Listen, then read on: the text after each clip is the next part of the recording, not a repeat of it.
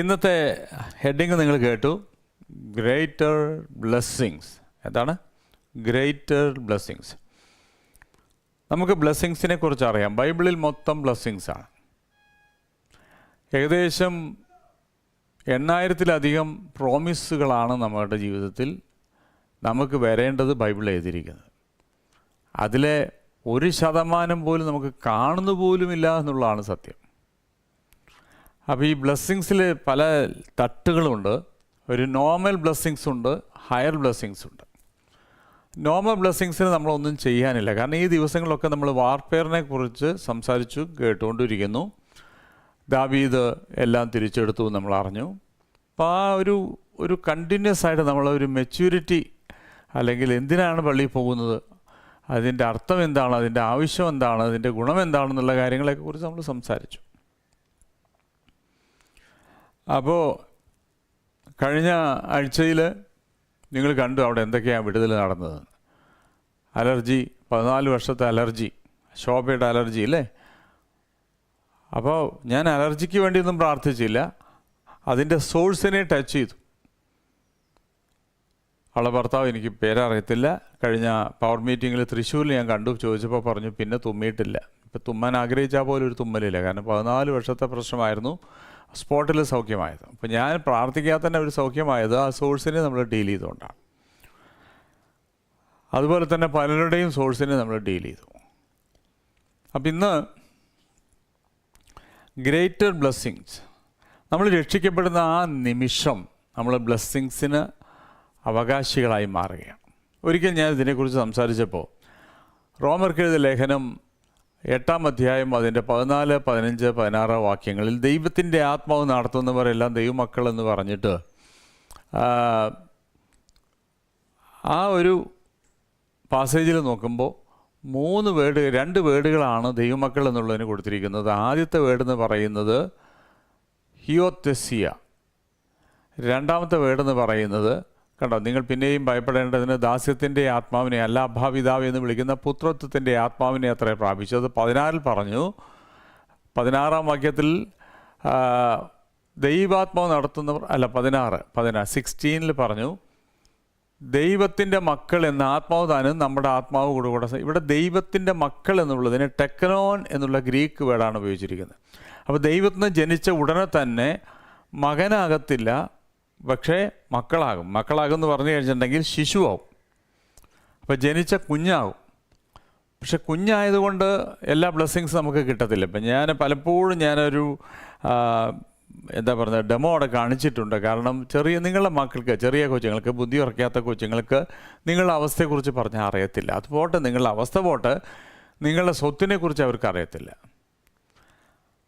കുറച്ചുകൂടെ വലുതാകുമ്പോൾ നിങ്ങളുടെ കപ്പാസിറ്റി നോക്കിയിട്ടല്ല പിള്ളേർ നിങ്ങളോട് പലതും ഡിമാൻഡ് ചെയ്യുന്നത്. അവരുടെ ആഗ്രഹം അവർ ചോദിക്കും. അപ്പം നമ്മൾ പറയുകയാണ് അച്ഛൻ്റെ കയ്യിൽ കാശില്ല, അപ്പൻ്റെ കയ്യിൽ കാശില്ല, ഡാഡിയുടെ കയ്യിൽ കാശില്ല. നമ്മൾ പറയുമ്പോൾ കുറച്ച് കഴിഞ്ഞോ കുഞ്ഞുങ്ങൾ പറയും ഇനിയിപ്പോൾ ചോദിച്ചിട്ട് കാര്യമില്ല, അപ്പൻ്റെ കയ്യിൽ പണമില്ലല്ലോ. അങ്ങനെയാണ് പിള്ളേർ അറിയുന്നത് നമ്മുടെ കാശില്ല എന്നുള്ള കാര്യം. പക്ഷേ അതിൽ കുറച്ച് പ്രായമാകുമ്പോൾ അവർ ഇതിനെക്കുറിച്ചൊന്നും ചിന്തിക്കത്തില്ല. അപ്പൻ്റെ കപ്പാസിറ്റി നോക്കിയിട്ടല്ല കുഞ്ഞുങ്ങൾ അപ്പനോട് ഓരോ കാര്യങ്ങൾ ചോദിക്കുന്നത്. അപ്പോൾ പലപ്പോഴും കപ്പാസിറ്റിക്ക് അപ്പുറമായിട്ട് മക്കൾക്ക് ചെയ്യുന്ന കാര്യം, ചിലർക്ക് എത്ര വളർന്നാലും ബോധമില്ലാത്ത കുറേ മക്കളുണ്ട്. അതൊക്കെ അപ്പൻ്റെയും അമ്മയുടെയും അവസ്ഥയൊന്നും അറിയണ്ട, അവർക്ക് അവരുടെ കാര്യം നടത്തണം. ഇല്ലെങ്കിൽ ഞാൻ ചത്ത് കളയും, ഇല്ലെങ്കിൽ ഞാൻ അങ്ങനെ ചെയ്ത് കളയും എന്നൊക്കെ പറഞ്ഞ് ബൈക്ക് വാങ്ങിച്ചു കൊടുത്തും കാർ വാങ്ങിച്ചു കൊടുത്ത കേസുകളൊക്കെ നമ്മുടെ അടുത്ത് ഇഷ്ടം പോലെ വന്നിട്ടുണ്ട്. അങ്ങനത്തെ കേസുകൾ വേറെയുണ്ട്. അപ്പം ഞാൻ ചോദിക്കുന്നത്, ദൈവത്തെ കൂടുതൽ അറിയുന്ന ഒരു ബ്ലെസ്സിങ്സ് ഉണ്ട്. അപ്പോൾ ദൈവത്തെ കൂടുതൽ അറിയുമ്പോഴാണ് ഞാനത് യഥാർത്ഥമായിട്ടൊരു റിയൽ ക്രിസ്ത്യൻ ലൈഫ് എൻജോയ് ചെയ്യുന്നത്. അതുവരെ ഞാൻ കഷ്ടതയിൽ തന്നെയാണ്. ഈ സ്ട്രഗിൾസ് മാറണമെങ്കിൽ, നമ്മുടെ ജീവിതത്തിലെ സ്ട്രഗിൾസ് എല്ലാം മാറണമെന്നുണ്ടെങ്കിൽ ആദ്യം ദൈവത്തെക്കുറിച്ചുള്ള അറിവ് നമുക്ക് വർദ്ധിച്ചേ പറ്റത്തുള്ളൂ.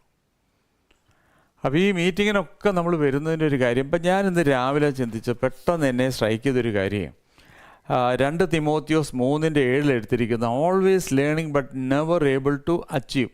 അവിടെ മലയാളത്തിൽ സഹോദരിമാർന്നൊക്കെ എഴുതിയിട്ടുണ്ട്, ഇംഗ്ലീഷിൽ ഞാനതൊന്നും കണ്ടില്ല. കണ്ടോ, എപ്പോഴും പഠിച്ചിട്ടും ഒരിക്കലും സത്യത്തിൻ്റെ പരിജ്ഞാനം പ്രാപിക്കാൻ കഴിയാത്ത പെണ്ണുങ്ങൾ പോട്ടെ, ഇംഗ്ലീഷ് എഴുതാത്തതിൻ്റെ കാര്യം എന്താ, ആണുങ്ങളെന്ത് മെച്ചം, എല്ലാം കണക്കല്ലേ. അപ്പോൾ അവിടെ എഴുതിയിരിക്കുന്ന എപ്പോഴും പഠിച്ചിട്ടും ഒരിക്കലും, അതായത് പറഞ്ഞിരിക്കുന്ന always learning but never able to achieve at a full knowledge of the truth. സത്യത്തിൻ്റെ പൂർണ്ണമായിട്ട് ഒന്നും ഇവർ ഗ്രഹിക്കത്തില്ല. ഇവർ പള്ളിയിൽ പോകും, എല്ലാ ഞായറാഴ്ച അറ്റൻഡൻസും ഒക്കെ കറക്റ്റാണ്. അപ്പം ഞാൻ ചോദിക്കട്ടെ, സ്കൂളിൽ പോകുന്ന കുഞ്ഞുങ്ങൾക്ക് എനിക്ക് പലപ്പോഴും 96% അറ്റൻഡൻസ് ഉണ്ടായിരുന്നു. പക്ഷേ മാർക്ക് വരുമ്പോഴല്ലേ വിവരം അറിയുന്നത്. അപ്പോൾ നമുക്ക് അറ്റൻഡൻസ് ഉണ്ട് എന്ന് പറഞ്ഞതുകൊണ്ട് മാർക്ക് ഉണ്ടായിക്കൊള്ളണമെന്നില്ല. രണ്ടും രണ്ടാണ്.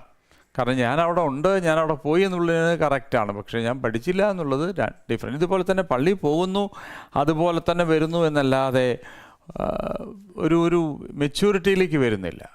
അപ്പോൾ കഴിഞ്ഞ ദിവസങ്ങളിൽ നമ്മളിത് കേട്ടതിൻ്റെ കാര്യം, മെച്യൂരിറ്റി ഇല്ല എങ്കിൽ ഇപ്പോൾ ലൂക്കോസിൻ്റെ സുവിശേഷത്തിൽ 9-ാം അധ്യായത്തിൽ 1-ാം വാക്യം മുതൽ 12 പേരെ കർത്താവ് ശിഷ്യന്മാരായിട്ട് അല്ലെങ്കിൽ അപ്പോസ്തലന്മാരായിട്ട് തിരഞ്ഞെടുക്കുന്നത് നമുക്ക് കാണാം. ഇവർക്ക് ശക്തിയും അധികാരവും കൊടുത്തു, അല്ലേ? ഭൂതങ്ങളുടെ മേലും വ്യാധികളെ സൗഖ്യമാക്കാൻ അവർക്ക് ശക്തിയും അധികാരം കൊടുത്തു. എന്നിട്ട് അവരെ പറഞ്ഞയച്ചു എന്ന് എഴുതി. പറഞ്ഞയക്കുമ്പോൾ പറഞ്ഞു, ദൈവരാജ്യം പ്രസംഗിപ്പാനും രോഗികൾക്ക് സൗഖ്യം വരുത്തുവാനും അവരെ അയച്ചു പറഞ്ഞത്, നിങ്ങൾ പോകുമ്പോൾ വഴിക്ക് വടിയും പൊക്കണവും അപ്പവും പണവും ഒന്നും എടുക്കരുത്, ഉടുപ്പരുത്. അപ്പോൾ വടിയെടുക്കരുത്, പൊക്കണം എടുക്കരുത്, അപ്പം എടുക്കരുത്, പണം എടുക്കരുത്, ഉടുപ്പെടുക്കരുത്, ഇതൊന്നും എടുക്കരുതെന്ന്, അല്ലേ? കാരണം ഞാൻ നിങ്ങളെ കാണാതെ പോയ ആടുകളുടെ അടുക്കലേക്ക്, അതായത് മത്തായിയുടെ സുവിശേഷം 10-ാം അധ്യായത്തിലേക്ക് എത്തിയപ്പോൾ അതിൻ്റെ 5-ലേക്ക് എത്തിയപ്പോൾ കുറച്ചുകൂടെ പറഞ്ഞു, ഇസ്രയേൽ കാണാതെ പോയ ആടുകളുടെ അടുക്കലേക്കാണ് ഞാൻ നിങ്ങളെ അയക്കുന്നത്. ഓക്കെ, ഈ 12 പേരെയും യേശു അയക്കുമ്പോൾ അവരോട് ആജ്ഞാപിച്ചത് ജാതികളുടെ അടുക്കൽ പോകാതെയും ശമര്യക്കാരുടെ പട്ടണത്തിൽ കിടക്കാതെയും ഇസ്രയേൽ ഗൃഹത്തിലെ കാണാതെ പോയ ആടുകളുടെ അടുക്കൽ തന്നെ ചെല്ലുവിൻ. കാരണം കാണാതെ പോയ ഇസ്രയേൽ ജനത്തിൻ്റെ ആടുകളുടെ അടുക്കലേക്കാണ് ആദ്യം പോകേണ്ടത്. കാരണം ജാതികളുടെ ഇടയിലേക്ക് ആദ്യം തന്നെ ഇതുമായിട്ട് പോയി കഴിഞ്ഞിട്ടുണ്ടെങ്കിൽ അവർ തല്ലിക്കൊല്ലും. യഹൂദന്മാരുടെ അടുക്കലേക്ക് പോയി കഴിഞ്ഞിട്ടുണ്ടെങ്കിൽ ചെറിയൊരു മര്യാദ കിട്ടും, തല്ലും, പക്ഷെ കൊല്ലും തോന്നുന്നില്ല. കാരണം നമ്മുടെ ആളാണല്ലോ ഒരു ഭാവമുണ്ട്. പക്ഷേ ജാതികൾക്ക് ഇത് അറിയണ്ട, അല്ലെങ്കിലേ അവർ യഹൂദനും ജാതിയും ഭയങ്കര, അല്ലേ? ഫലസ്തീനും ഇസ്രയേലും. അപ്പോൾ അതുകൊണ്ട് എന്ത് ചെയ്യണം? നിങ്ങൾ ജാതികളുടെ ഇടയിൽ പോകരുത്. കാരണം നിങ്ങൾ ശിശുക്കളാണ്. അപ്പം ചെന്നായ്ക്കളുടെ ഇടയിലേക്ക് ആടുകളെ പോലെ ഞാൻ നിങ്ങളെ അയക്കുന്നുണ്ട്. നിങ്ങൾ വടിയെടുക്കണ്ട, പൊക്കണം എടുക്കണ്ട, പേഴ്സ് എടുക്കുക, അതായത് പേഴ്സ് എടുക്കണ്ട, സാൻഡിൽസ് എടുക്കണ്ട, ഡ്രസ്സ് എടുക്കണ്ട, ഒന്നും എടുക്കണ്ട. വടി എടുക്കണ്ട, പൊക്കണം എടുക്കണ്ട, അപ്പോൾ ഒന്നും എടുക്കണ്ട. എന്നിട്ട് കുറച്ച് കഴിഞ്ഞപ്പോൾ നമ്മളിതൊക്കെ സന്തോഷിച്ചു, എപ്പോഴും കർത്താവ് നമ്മുടെ കൂടെ ഉണ്ടല്ലോ, നമ്മൾ എടുക്കണ്ട. കാരണം നമ്മൾ ശൈശവാവസ്ഥയിലാണ്. അത് തന്നെയാണ് നമ്മൾ പറഞ്ഞത്. എനിക്ക് തോന്നുന്നത് ഈ ഇസ്രയേൽ ജനത്തെ പുറപ്പെടുവിക്കുമ്പോൾ നമ്മൾ തിരുവനന്തപുരത്തും തൃശ്ശൂർ എറണാകുളത്തൊക്കെ സംസാരിച്ച സബ്ജക്റ്റാണ് ഞാൻ പറയുന്നത്. ശത്രു കാണാതെ ദൈവം മറച്ചു വെച്ചു, അല്ലേ? അപ്പോൾ യുദ്ധം കണ്ടു കഴിഞ്ഞാൽ പേടിച്ച് പോകുമോ എന്ന് വിചാരിച്ചിട്ട് റൂട്ട് മാറ്റി കൊണ്ടുപോയി. അങ്ങനെയാണ് 11 ദിവസം കൊണ്ടൊക്കെ എത്തേണ്ടത് 40 ദിവസം എടുക്കാനൊക്കെ കാരണം. പിന്നെ അത് 40 വർഷമായി, അവിടെ ഇരിക്കട്ടെ. അപ്പോൾ നേരിട്ട് ശത്രുവിൻ്റെ അടുക്കൽ കൊണ്ടുപോയി കഴിഞ്ഞിട്ടുണ്ടെങ്കിൽ ഇവർ തിരിച്ചോടുമെന്ന് ദൈവത്തിന് നന്നായിട്ട് അറിയാവുന്നതുകൊണ്ട് ദൈവം എന്ത് ചെയ്തു? റൂട്ട് മാറ്റിയെടുത്തു. കാരണം ശത്രുവിനെ കണ്ടു കഴിഞ്ഞാൽ തിരിച്ച് ഇവർ ഈജിപ്തിലേക്ക് ചെല്ലും. കാരണം അതിനുള്ള കപ്പാസിറ്റി ഇവർക്ക് ആയിട്ടില്ല. പക്ഷെ 40 വർഷം കഴിഞ്ഞിട്ട് ശത്രുവിൻ്റെ മുമ്പിൽ കൊണ്ടുപോയി ദൈവം പ്രസൻറ്റ് ചെയ്തു. അത് നിങ്ങൾ നോക്കിക്കോണം. അപ്പോൾ അനാക്യമല്ലന്മാരെ കണ്ടപ്പോൾ ഓടി. അതാണ് ദൈവത്തിന് ദേഷ്യം വരാനുള്ള കാരണം. കാരണം ഒരു 40 ദിവസം കഴിഞ്ഞിട്ട് ശത്രുവിനെ കണ്ട് ഓടി എന്ന് പറഞ്ഞാൽ ദൈവത്തിന് മനസ്സിലാക്കാൻ കഴിയും. പക്ഷെ 40 വർഷം ദൈവത്തിൻ്റെ കൂടെ ഇരുന്നിട്ട് ദൈവത്തെ മനസ്സിലാക്കാതെ അപ്പോഴും ശത്രുവാണ് വലുതെന്ന് അറിയുമ്പോൾ, ഞാൻ ചോദിക്കട്ടെ, ഈ ദാവീദിന് ഏകദേശം 15 വയസ്സ് പ്രായമുള്ളപ്പോഴാണ് ഗോലിയത്തിൻ്റെ മുന്നിൽ നിർത്തുന്നത്. അപ്പോൾ ദാവീദിനേക്കാൾ എനിക്ക് തോന്നുന്നത് ദാവീദിന് 15 വയസ്സാകുമ്പോൾ യോനാഥിന് 40, എനിക്ക് തോന്നുന്നത് ഒരു 50-55 വയസ്സുണ്ട് അന്ന് ശൗലിന്. അപ്പോൾ ഈ ശൗല് എത്ര വർഷമായി ദൈവത്തിൻ്റെ കൂടെ നടക്കുന്നു, അല്ലെങ്കിൽ എത്രമാത്രം ദൈവത്തെ അറിയേണ്ട വ്യക്തിയാണ്. ആ വ്യക്തി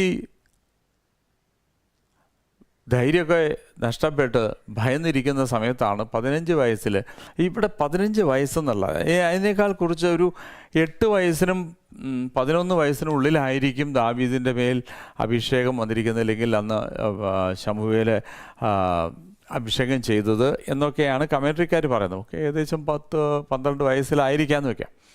അപ്പോൾ ഈ അഭിഷേകം വന്നതിന് ശേഷം ഒരു 1-1.5 വർഷത്തിനുള്ളിൽ ഗോലിയാത്തിൻ്റെ മുന്നിൽ നിർത്തി. അപ്പോഴും ദാവീദ് എന്താ പറയുന്നത്? ശൗലിന് പറ്റത്തില്ലെന്ന് പറഞ്ഞപ്പോൾ ദാവീദ് പറഞ്ഞു, എന്നെക്കൊണ്ട് കഴിയും. ആ 1.5 വർഷം കൊണ്ട് ദൈവത്തെ മനസ്സിലാക്കി. എന്നിട്ട് കഴിയുന്നു മാത്രമല്ല, വെല്ലുവിളിച്ചത് ആരെ? ഗോലിയാത്തിനെയാണ്. അപ്പോൾ ആ 1.5 വർഷം കൊണ്ട് ഒരു കാര്യം മനസ്സിലായി ദാവീദിന്, ദൈവം ആരാണ്. അതുകൊണ്ടാണ് ആ വെല്ലുവിളിയും ശത്രുവിനെ തകർക്കാൻ ദാവീദിന് കഴിഞ്ഞതൊക്കെ അതുകൊണ്ടാണ്. എന്നിട്ട് നിങ്ങൾ ഈ ലൂക്കോസിൻ്റെ സുവിശേഷം 22-ാം അധ്യായം എത്തിയപ്പോൾ, അതിൻ്റെ 34 എത്തിയപ്പോൾ, ഈ ഒന്നും എടുക്കണ്ട എന്ന് പറഞ്ഞ അതേ യേശു കർത്താവ് ഇവരോട് എടുക്കാൻ പറയുന്ന ഒരു സാഹചര്യം നമ്മളൊന്ന് നോക്കി. അതൊന്നും കൂടെ നോക്കി. അപ്പം എത്ര പറഞ്ഞാലും നിങ്ങൾക്ക് ഓർമ്മ എന്ന സംഗതി ഇല്ലാത്തത് കൊണ്ട് എനിക്ക് സുഖമാണ് കുറച്ചുകൂടെ. അതുകൊണ്ട് ഒന്നുകൂടെ പറയാം. മടിശീലയും പൊക്കണവും ചെരുപ്പും കൂടാതെ അയച്ചപ്പോൾ വല്ല കുറവും ഉണ്ടായോ എന്ന് ചോദിച്ചു. കാരണം നിങ്ങളെ ഞാൻ അയക്കുന്ന സമയത്ത് നിങ്ങൾക്ക് ഒരു കുറവും ഇല്ലായിരുന്നു, അല്ലേ? ഒരു വല്ല കുറവുണ്ടായില്ല.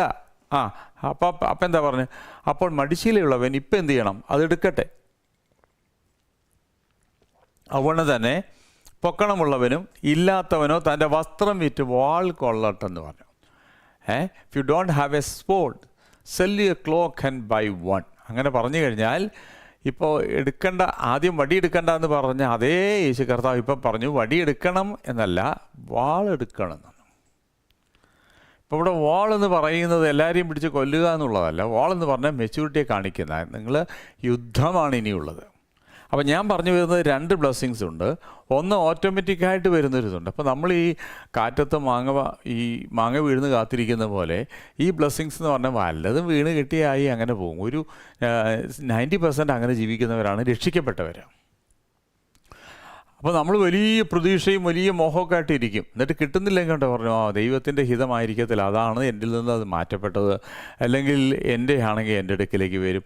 അങ്ങനെയൊന്നും നിങ്ങളുടെ ആണെങ്കിൽ നിങ്ങളുടെ അടുക്കിലേക്ക് വരത്തില്ല. കാരണം നിങ്ങൾ സ്വർഗത്തിലൊന്നുമല്ല കഴിയുന്നത്, നിങ്ങൾ ഭൂമിയിലാണ്. ഇന്നത്തെ രാവിലെ മോർണിംഗ് മെസ്സേജിൽ ഞാൻ പറഞ്ഞല്ലോ, നിങ്ങൾ സ്വർഗത്തിലിരിക്കുമ്പോൾ പിശാച് ആ പ്രസൻസിലൊന്നും കയറി കളിക്കാൻ വരത്തില്ല. പക്ഷെ ഭൂമിയിൽ കളിക്കാം, ഭൂമിയിൽ അവന് കളിക്കാം. കാരണം അവന് കളിക്കാൻ പറ്റും. അപ്പോൾ നമ്മുടെ അനുഗ്രഹങ്ങളെല്ലാം നമ്മൾ വിചാരിച്ച് വരുന്ന എല്ലാ അനുഗ്രഹം നമുക്കിങ്ങ് വരുമെന്ന് പറഞ്ഞാൽ സ്വപ്നം കണ്ടിട്ട് കിടക്കുന്നിട്ട് കാര്യമൊന്നുമില്ല. ഓട്ടോമാറ്റിക്കായിട്ട് ഒരു ബ്ലെസ്സിങ്സും വരത്തില്ല. ചിലത് ഫൈറ്റ് ചെയ്യണം, ചിലതല്ല 99% ഫൈറ്റ് ചെയ്തെടുക്കണം.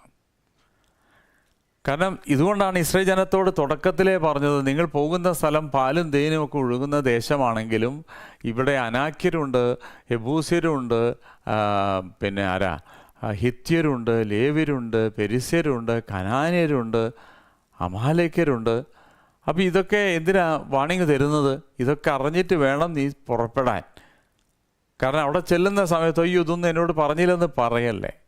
അപ്പോൾ ഇപ്പം നമുക്ക് പലപ്പോഴും രക്ഷിക്കപ്പെട്ട ഉടനെ, ഇപ്പം ഞാൻ വെള്ളറുടെ കൺവെൻഷൻ വരുന്നുണ്ട്. അപ്പോൾ ഞാനെങ്ങനെ ഇരിക്കുന്നത് കണ്ടപ്പോൾ എൻ്റെ വൈഫിനോട് ചോദിച്ചു, ക്രൂസൈഡ് പ്രസംഗിക്കാൻ പോകുന്നതിൻ്റെ ടെൻഷനൊന്നുമില്ല. ഞാൻ പറഞ്ഞു, ക്രൂസൈഡ് ഈ എന്ത് പ്രസംഗിക്കണമെന്നുള്ളതിൻ്റെ ടെൻഷൻ എന്ന് പറഞ്ഞാൽ വലിയ കാര്യമായിട്ട് പഠിച്ചിട്ടൊന്നും അവിടെ പോകേണ്ട കാര്യമില്ല.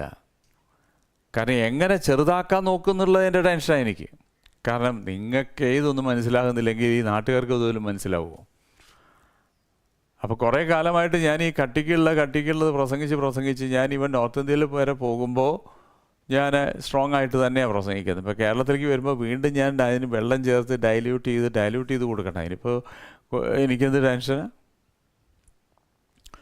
അപ്പോൾ അതുകൊണ്ട് അവിടെ വലുതായിട്ടൊന്നും കൊടുക്കാൻ പറ്റത്തില്ല. കാരണം ഒന്ന്, യേശുവിനെ അറിഞ്ഞിട്ടില്ല. 2, യേശുവിനെ ഉടനെ അറിഞ്ഞവരാ. അപ്പോൾ ഈ കർത്താവിനെ അറിഞ്ഞ ഉടനെ തന്നെ നമ്മൾ അത്രങ്ങ് മെച്ചൂർഡാകത്തില്ലെന്ന് എല്ലാവർക്കും. അപ്പോൾ ജനിച്ച കുഞ്ഞങ്ങനെ പെട്ടെന്ന് മെച്ചൂർഡാകും ഇല്ല.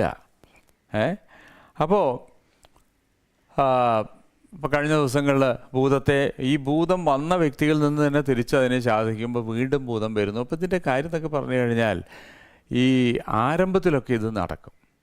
കുറച്ച് കഴിയുമ്പോൾ നിങ്ങളങ്ങ് എക്യുപ്ഡ് ആവണം. നിങ്ങൾ റെസിസ്റ്റ് ചെയ്യാൻ കഴിയണം. ഇപ്പം ഞാനല്ല റെസിസ്റ്റ് ചെയ്യേണ്ടത്. ഇപ്പോൾ യാക്കോബിൻ്റെ ലേഖനത്തിൽ 4:8 എന്താ ചെയ്തിരിക്കുന്നത്? പിശാചിനോട് എതിർത്ത് നിൽപ്പിന്. അതിപ്പോൾ ആരോടാണ് പറഞ്ഞിരിക്കുന്നത്? എന്നോടാണോ? ഞാൻ എതിർത്തുനിന്നാൽ എനിക്ക് കൊള്ളാം. നിങ്ങളത് നോക്കി, യാക്കോബ് എന്താ പറഞ്ഞത്? 4:8 ആകയാൽ നിങ്ങൾ ദൈവത്തിന് കീഴടങ്ങുവിൻ, പിശാചിനോട് എതിർത്ത് നിൽപ്പിൻ. അല്ലാതെ അത് എൻ്റെ ജോലിയല്ല. പിശാചിന് തോന്നുകയാണ് നിങ്ങളെ ശരീരം നല്ലതാണ്. എത്രയോ കേസിൽ എന്താ പറയുന്നത്, എന്തിനാ നീ വന്നത്? അവളെ എനിക്കിഷ്ടപ്പെട്ടു, ഞാനങ്ങ് കൂടെ പോകുന്നു. അപ്പോൾ അങ്ങനെ പറഞ്ഞു കഴിഞ്ഞിട്ടുണ്ടെങ്കിൽ അത് അവളുടെ അവകാശമാണ്. അപ്പോൾ ഇങ്ങനെ ഇരിക്കട്ടെ എന്നൊക്കെ പറയുമ്പോൾ എൻ്റെ ശരീരം വേണ്ടാന്ന് പറയുന്നത് ഞാനാകരുത്, നിങ്ങളാകണം. അപ്പോൾ ആരംഭത്തിൽ നമുക്കത് ബുദ്ധിമുട്ടാണ്. നമുക്ക് അപ്പനെ അറിയുന്നതിനും ദൈവത്തെ അറിയുന്നതിനൊക്കെ ഒരു ഉണ്ടല്ലോ, പല ഡിഗ്രികളാണ്. കുറച്ച് കഴിയുമ്പോൾ ദൈവത്തെ ശരിക്കും മനസ്സിലാക്കുമ്പോഴാണ് നമ്മളെ അറിയുന്നത്. എൻ്റെ പൊസിഷൻ ഞാൻ അറിയുമ്പോൾ, അതുകൊണ്ടാണ് ഞാൻ എന്നും പറയുന്നത്, നമ്മുടെ പൊസിഷൻ നമ്മൾ അറിയാൻ ഒരിക്കലും പിശാച് ആഗ്രഹിക്കുന്നത്. എല്ലാവരും ചിന്തിച്ചിരിക്കുന്നത് പിശാച് എൻ്റെ കുടുംബത്തിൻ്റെ പിറകിലാണ്, പിശാച് എൻ്റെ ആരോഗ്യത്തിൻ്റെ പിറകിലാണ്, പിശാച് എൻ്റെ ബിസിനസ്സിൻ്റെ പിറകിലാണ്, പിശാച് എൻ്റെ നന്മയുടെ പിറകിലാണ്. പിശാച് ഇതിൻ്റെ ഒന്നും പിറകിലല്ല. പിശാച് നിൻ്റെ അഭിഷേകത്തിൻ്റെ പിറകിൽ, 2 നിൻ്റെ അറിവിൻ്റെ പിറകിൽ. കാരണം നിനക്ക് അറിവുണ്ടായി, നിനക്ക് അഭിഷേകം കൂടെ വന്നാൽ. അപ്പം അറിവില്ലാത്തവൻ്റെ കയ്യിൽ അഭിഷേകം കിട്ടിയാൽ വലിയ പ്രശ്നമൊന്നുമില്ലെന്ന് പിശാചിന് നന്നായിട്ട് അറിയാം. ഒന്നുകൂടെ ഞാൻ പറയാം, ദൈവത്തെക്കുറിച്ചും അറിവില്ല, വചനത്തെക്കുറിച്ചും അറിവില്ല, ആകെയുള്ള കുറേ കേട്ട അറിവ് പിശാചിനെ കുറിച്ചിട്ടാണ്. അപ്പോൾ ഇങ്ങനെ അറിവില്ലാത്തൊരു വ്യക്തിയുടെ കയ്യിൽ അഭിഷേകം രാജകീയമായി കിട്ടിയാലും പിശാചിനത് പേടിയില്ല. ഒന്നുകൂടെ ഞാൻ പറയാം, അറിവില്ലാത്തവൻ്റെ കയ്യിൽ അഭിഷേകം കിട്ടിയാൽ പിശാചിന് പേടിയില്ല. പക്ഷെ അറിവുള്ളവൻ്റെ കയ്യിൽ അധികമൊന്നും വേണ്ട, 2 തുള്ളി കിട്ടിയാൽ പിശാചിന് പ്രശ്നമാണ്. അപ്പോൾ പിശാചിൻ്റെ പ്രശ്നം എന്താ? നമ്മുടെ കയ്യിൽ അഭിഷേകം കിട്ടുക എന്നുള്ളതല്ല, അറിവ് കിട്ടരുത്. അപ്പോൾ കാരണം അറിവ് കിട്ടിക്കഴിഞ്ഞിട്ടുണ്ടെങ്കിൽ ഞാൻ എൻ്റെ പൊസിഷൻ മനസ്സിലാക്കും. എൻ്റെ പൊസിഷൻ മനസ്സിലാക്കി കഴിഞ്ഞാൽ എൻ്റെ ഇതാണെങ്കിൽ എൻ്റെ കയ്യിൽ വരും, അതിന് ഞാൻ കാത്തിരിക്കത്തൊന്നുമില്ല. എൻ്റെ കയ്യിലാണെങ്കിൽ ഞാൻ വരുത്തും. അതുകൊണ്ടാണ് ഞാൻ പറഞ്ഞത് തൊട്ട് പോകരുത് ഞാൻ ശത്രുവിനോട് പറയും. അതിൻ്റെ ഒരു അളവെന്ന് പറഞ്ഞാൽ ഗ്രേറ്റർ ബ്ലെസ്സിങ്സിലാണ്. ഇപ്പോൾ ആരംഭത്തിൽ രക്ഷിക്കപ്പെട്ട സമയത്ത് നമുക്ക് പലപ്പോഴും നമ്മൾ ചിന്തിച്ചു, ചിലപ്പോൾ ഒരു രോഗം മാറിയിട്ടായിരിക്കാം പലരും രക്ഷിക്കപ്പെട്ടത്, അല്ലെങ്കിൽ ഒരു ഭൂതം പോയപ്പോൾ അവൻ രക്ഷിക്കപ്പെട്ടു, അല്ലെങ്കിൽ അവൻ എന്തെങ്കിലും ഒരു പ്രശ്നം ഉണ്ടായിരുന്നു, അതിൽ നിന്നൊരു വിടുതൽ കിട്ടിയപ്പോൾ അവൻ യേശുവിനെ രക്ഷകനായി സ്വീകരിച്ചു. അതൊക്കെ ശരിയാണ്. അപ്പോൾ ഞാൻ നിങ്ങളെ തിരുവനന്തപുരത്ത് ഒരിക്കൽ ഒരു ചെറുക്കനെ എൻ്റെ അടുത്ത് പ്രാർത്ഥിക്കാൻ കൊണ്ടുവന്നു. അപ്പോൾ ആ വീട്ടുകാർ വിശ്വാസികളാണ്. അപ്പോൾ എന്തിനാണ് കൊണ്ടുവന്നെന്ന് ചോദിച്ചാൽ, ഒരു 7 വർഷങ്ങൾക്ക് മുമ്പ് ഒരു മീറ്റിങ്ങിന് അവനെ കൊണ്ടുവന്നതാണ്. അപ്പോൾ അവൻ എന്തോ ഒരു മാറാരോഗമുണ്ടായിരുന്നു, അത് സൗഖ്യമായി. അപ്പോൾ അത് സൗഖ്യമായപ്പോൾ അവനാണ് ആദ്യം വിശ്വാസത്തിലേക്ക് വരുന്നത്. അത് കാരണമാണ് ഈ കുടുംബം മൊത്തം രക്ഷിക്കപ്പെട്ടത്. ഇപ്പോൾ എന്താ പ്രശ്നം എന്ന് വെച്ചപ്പോൾ 2 വർഷങ്ങൾക്ക് മുമ്പ് ആ വിട്ടുപോയ രോഗത്തിൻ്റെ കുറേ സിംറ്റംസ് അവൻ്റെ ശരീരത്തിൽ തിരിച്ചു വന്നു. 5 വർഷം കുഴപ്പമൊന്നുമില്ല, പക്ഷെ 5 വർഷം കഴിഞ്ഞപ്പോൾ ആ പോയ രോഗത്തിൻ്റെ സിംറ്റംസ് തിരിച്ചു വന്നപ്പോൾ അവൻ തിരിച്ച് പിന്മാറ്റത്തിൽ പോയി. കാരണം അന്ന് രോഗം മാറിയതല്ലേ, പിന്നെ എങ്ങനെ ഈ രോഗം വന്നത്? അപ്പോൾ അതിന് തിരിച്ച് ആ രോഗത്തിന് വേണ്ടി പ്രാർത്ഥിക്കാൻ എൻ്റെ അടുക്ക കൊണ്ടുവന്നിരിക്കുകയാണ്. അപ്പോൾ രോഗം മാറുമ്പോൾ നമ്മൾ യേശുവിനെ രക്ഷകനായി സ്വീകരിച്ചു, ഇല്ലെങ്കിൽ ഒരു വിടുതൽ കിട്ടി, എന്തെങ്കിലും ഒരു ഇത് കിട്ടിയപ്പോൾ നമ്മൾ യേശുവിനെ അപ്പോൾ അത് കുറച്ച് കഴിഞ്ഞപ്പോൾ മാറി കുറച്ച് കഴിഞ്ഞപ്പോൾ അത് വന്നു. അപ്പോൾ അതിൻ്റെ അർത്ഥം ആരംഭത്തിലെ ഗോഡ്സ് ബ്ലെസ്സിങ്സ് എന്ന് പറയുന്നത്, നമ്മുടെ ജനറൽ ബ്ലെസ്സിങ്സ് എന്ന് പറയുന്നത്, രോഗം വരും മാറും, അടുത്ത രോഗം വരും മാറും, ചെറിയ കടം വരും മാറും, വലിയ കടം വരും മാറും. അപ്പോൾ ഇങ്ങനെ ഏറ്റക്കുറച്ചിലുകളായിട്ട് ഇങ്ങനെ പോയിക്കൊണ്ടിരിക്കും. അപ്പോൾ ക്രിസ്തീയ ജീവിതത്തിൻ്റെ അവസാനത്തെ ശ്വാസം വരെ പലരും ഇങ്ങനെയാണ് തുഴഞ്ഞു പോകുന്നത്. പക്ഷെ ഇതിൻ്റെ ഇടയിൽ ചിലവർ അവർക്ക് മനസ്സിലാകും ഇത് അങ്ങനെയല്ലല്ലോ, പിന്നെ വചനം പിന്നെ എന്തിനാ?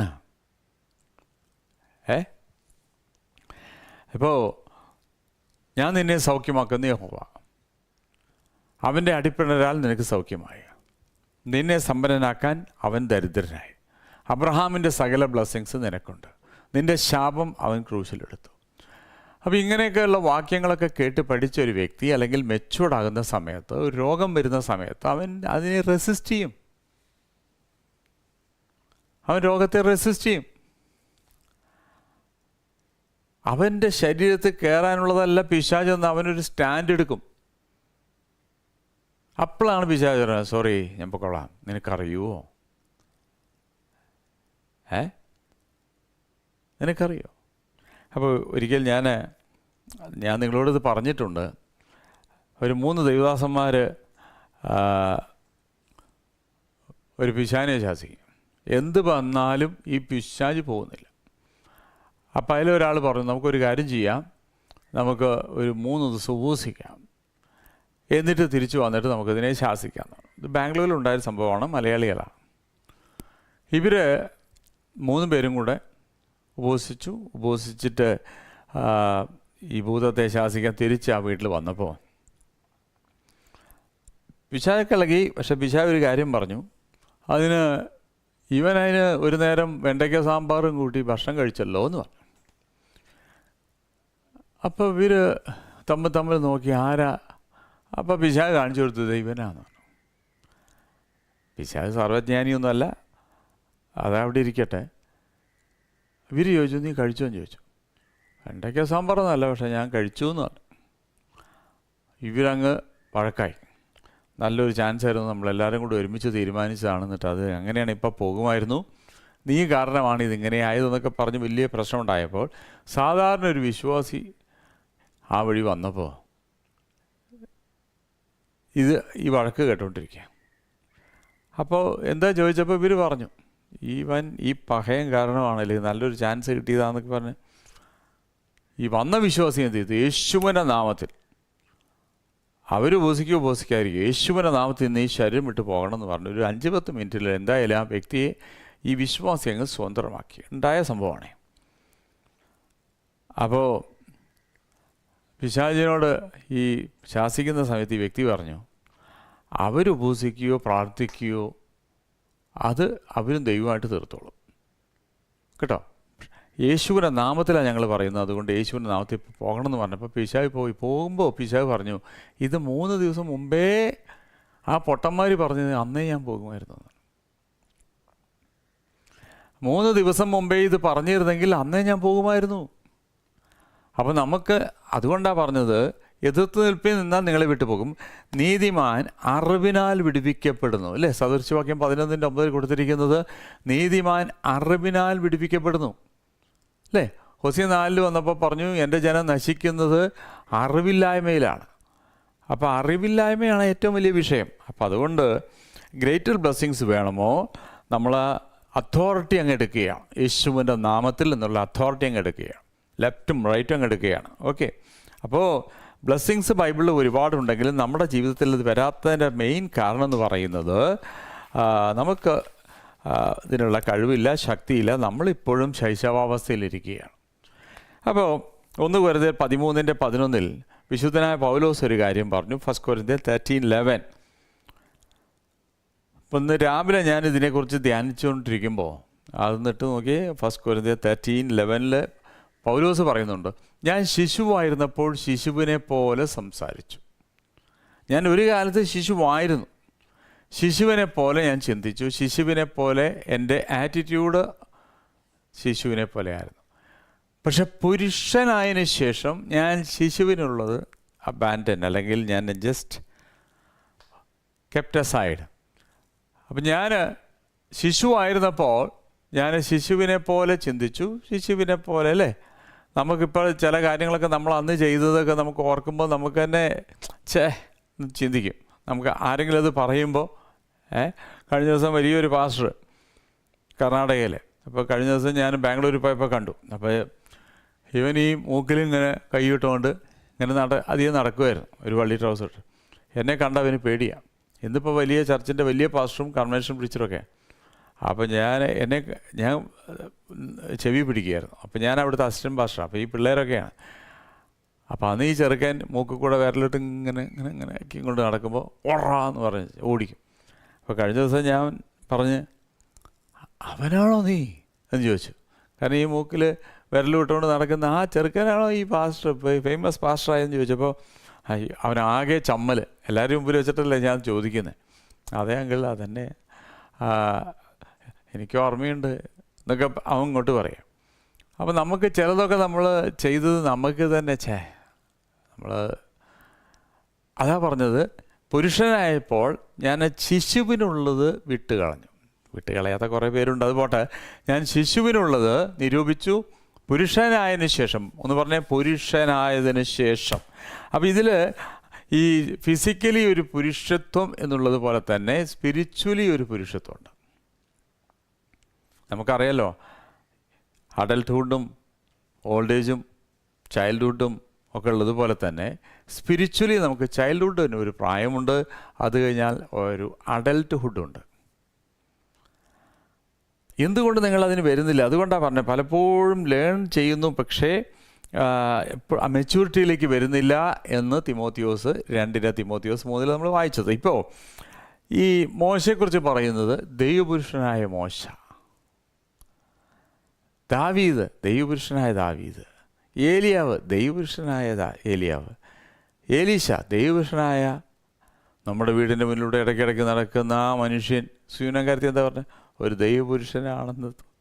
അപ്പോൾ ബൈബിളിൽ പലരെയും ദൈവപുരുഷൻ ദൈവപുരുഷൻ ദൈവപുരുഷൻ എന്ന് പറയും. പക്ഷെ നമ്മളെപ്പോഴും വിളിക്കുന്നത് ദൈവ പൈതലെന്നാണ്. മനസ്സിലാവുന്നുണ്ടോ?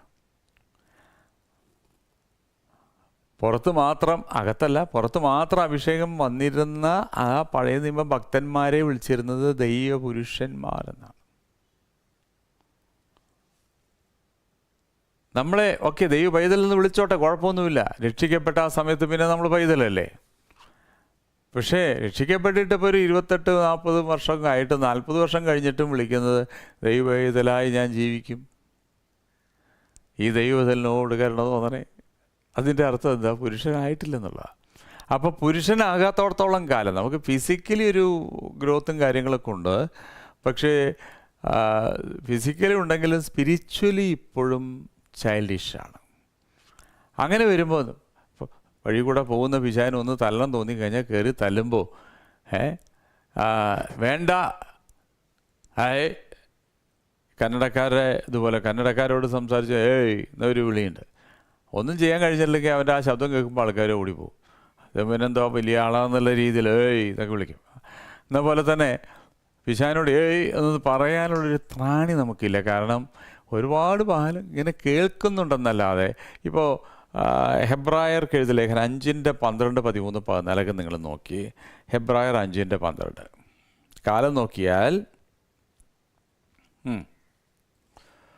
കാലം നോക്കിയാൽ ഇപ്പോൾ ഉപദേഷ്ടന്മാരായിരിക്കേണ്ടത്. In fact though by this time you want to be teachers. നിങ്ങളെന്നെ ആലോചിച്ച് നോക്കിയേ. നിങ്ങൾ 10ാം ക്ലാസ് പഠിക്കുകയാണ്. നിങ്ങൾ പല പ്രാവശ്യം തോറ്റ് ഇപ്പോഴും 10ാം ക്ലാസ്സിലായിട്ടേ ഉള്ളൂ. അപ്പോൾ നിങ്ങളോട് പറയുകയാണ്, കാലം നോക്കിയാൽ ഇപ്പോൾ അവിടെ പഠിപ്പിക്കേണ്ട ആളാണ് നിങ്ങൾ. You are suppose to be a teacher. നിങ്ങൾ പഠിപ്പിക്കേണ്ട ടീച്ചറാണ്, പക്ഷെ നിങ്ങളിപ്പോൾ അവിടുത്തെ സ്റ്റുഡൻ്റാണ്. നിങ്ങൾ ആ സീനൊന്ന് ആലോചിച്ച് നോക്കിയാൽ, നിങ്ങളൊന്ന് വായിച്ചേ ഒന്നുകൂടെ.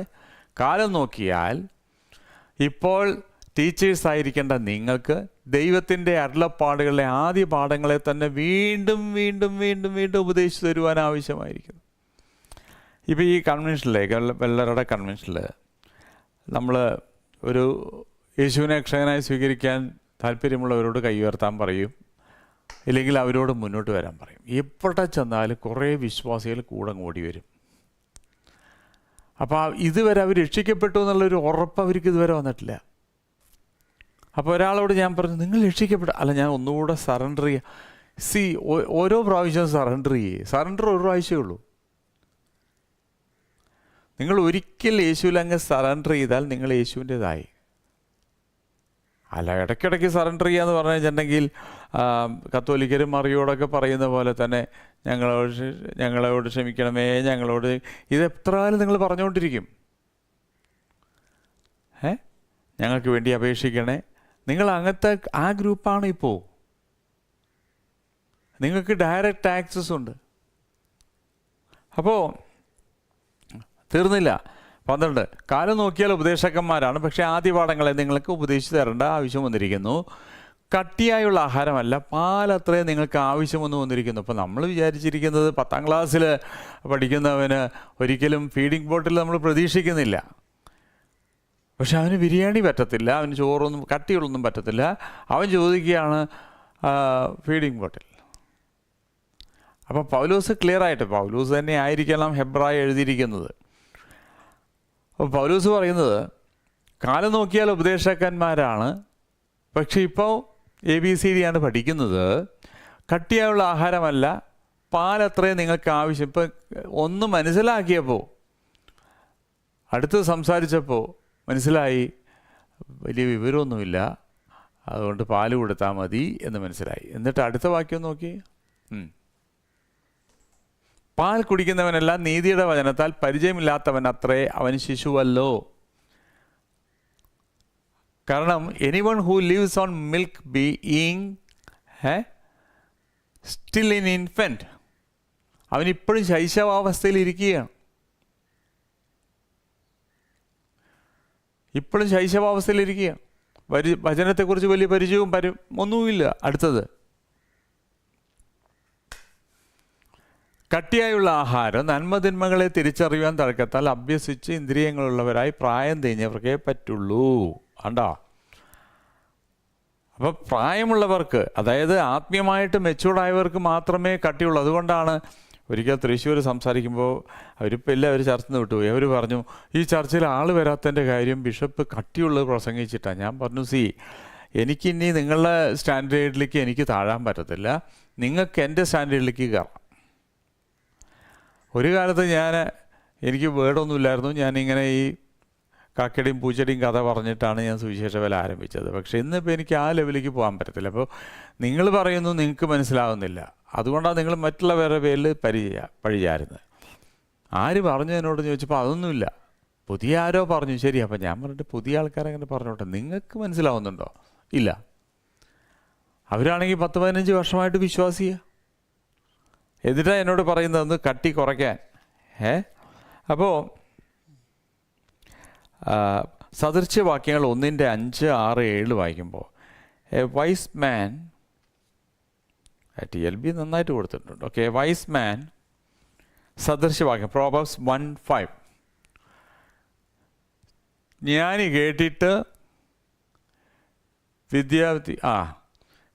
കേട്ടിട്ട് വിദ്യാവിവൃത്തി പ്രാപിപ്പാൻ, ബുദ്ധിമാൻ സദുപദേശം സമ്പാദിപ്പാൻ. A wise man will hear and will increase learning. കേട്ടാ, എ വൈസ് മാൻ, ബുദ്ധിയുള്ളവൻ കേൾക്കും, എന്നിട്ട് increase in learning and a man of understanding. അവൻ a wise man will hear and increase learning. അവൻ വെറുതെ ഒരു മെസ്സേജ്, കഴിഞ്ഞ ആഴ്ച എന്താ പ്രസംഗിച്ചത് ചോദിച്ചു കഴിഞ്ഞാൽ എഴുതി വെച്ചാലേ നോക്കാൻ പറ്റത്തുള്ളൂ. എന്നിട്ട് അങ്ങോട്ടും ഇങ്ങോട്ടും നോക്കും. നിനക്കറിയോ? ഇല്ല. അപ്പോൾ ഇപ്പം ഞാൻ അപ്പോസ്തല പ്രവൃത്തി 17:11 നോക്കിയേ. ആക്ട്സ് 17:11 അതിലെന്താ എഴുതിയിരിക്കുന്നത്? യൂട്യൂബിൽ ഞങ്ങളെ കാണുന്ന എല്ലാവരും ദൈവം അനുഗ്രഹിക്കട്ടെ. കാര്യമായിട്ട് ഈ മീറ്റിങ്ങിനൊക്കെ വേണ്ടി നിങ്ങൾ ഉപസിക്കുകയും പ്രാർത്ഥിക്കുകയും ചെയ്യുക. എല്ലാ മാസവും ചിലപ്പോൾ 1-2 ക്രൂസൈഡ് കാണും കേട്ടോ. ഓക്കെ.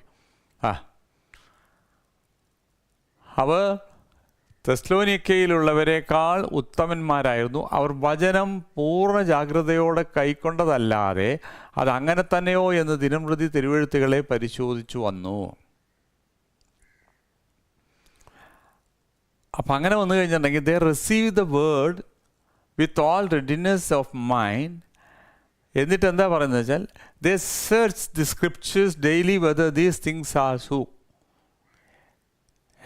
ഇപ്പോൾ തിരുവനന്തപുരത്ത് പ്രസംഗിച്ചത്, തൃശ്ശൂർ പ്രസംഗിച്ചത് അത് കറക്റ്റായിരിക്കും. പുള്ളി 10-32 വർഷമായി കർത്താവിൻ്റെ വേലയിലല്ലേ, ഇപ്പോൾ തെറ്റൊന്നുമില്ല എന്ന് വിചാരിച്ച് അങ്ങ് പോവുകയല്ല. അവരത് വീട്ടിൽ പോയി അത് വിശകലനം ചെയ്തിട്ട് അതിനെ കാര്യമായിട്ട് തറവായി നിങ്ങൾ പഠിച്ചു, ഇല്ലെങ്കിൽ അത് അങ്ങനെ തന്നെയാണെന്ന് ഉറപ്പിച്ചു എന്നോ കേട്ടോ. They receive the word, search the scripture daily to find out whether these things were so. Daily, അല്ലാതെ ഞായറാഴ്ചകളിലല്ല. ഇപ്പം ഞാൻ ചോദിക്കട്ടെ, സദൃശ്യവാക്യം 14:15 അതെന്താ എഴുതിയിരിക്കുന്നത്?